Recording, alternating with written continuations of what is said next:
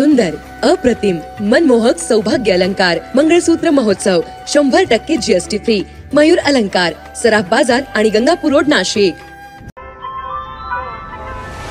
ताज्या बातम्यांसाठी नाशिक न्यूजच्या YouTube चॅनलला सबस्क्राइब करा आणि बेल आयकॉनला प्रेस करा.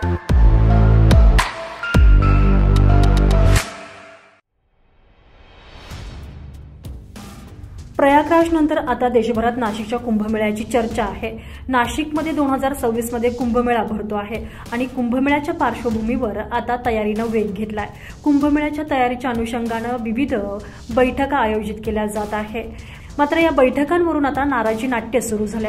आतापर्यंत झालेल्या एकही कुंभमेळा नियोजन बैठकीला बोलावलं नसल्यानं खासदार राजाभाऊ वाजे यांनी नाराजी व्यक्त केलेली आहे. विरोधी पक्षातील खासदार असल्यानं बैठकीला जर बोलावत नसतील तर हे चुकीचं असल्याचं मत राजाभाऊ वाजे यांनी स्पष्टपणे मांडलेलं आहे. लोकप्रतिनिधी म्हणून आमचं देखील म्हणणं ऐकून घेतलं पाहिजे. तुम्हाला जे करायचं आहे तेच तुम्ही करणार, पण किमान लोकप्रतिनिधी म्हणून आमची देखील भूमिका समजावून घेतली पाहिजे, अशा स्पष्ट शब्दात राजाभाऊ वाजे यांनी सत्ताधाऱ्यांना विरोधात नाराजी व्यक्त केली आहे. मुंबई, नाशिक, नागपूरमध्ये झालेल्या कुंभमेळा नियोजनाच्या बैठकीला विरोधी पक्षातील खासदारांना सरकारनं दूर ठेवल्याचा आरोप यावेळी राजाभाऊ वाजे यांनी केला. वेळ पडली तर मुख्यमंत्र्यांशी याबाबत चर्चा करणार असल्याची भूमिका राजाभाऊ वाजे यांनी घेतली आहे. त्याचबरोबर या संदर्भात स्थानिक अधिकाऱ्यांना भेटून आम्ही चर्चा केली असल्याचं देखील राजाभाऊ वाजे यांनी यावेळी स्पष्ट केलं आहे.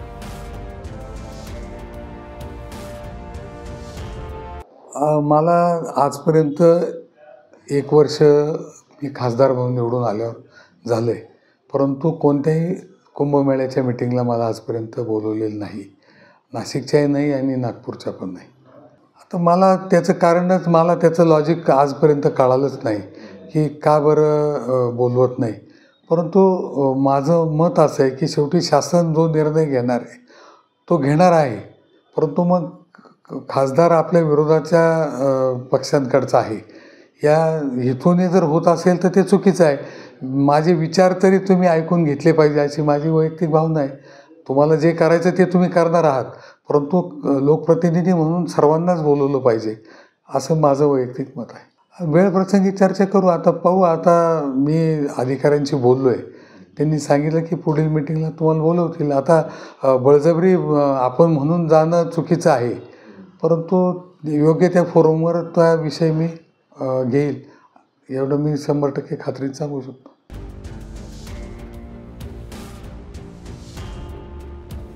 संजय परमार, नाशिक न्यूज, नाशिक.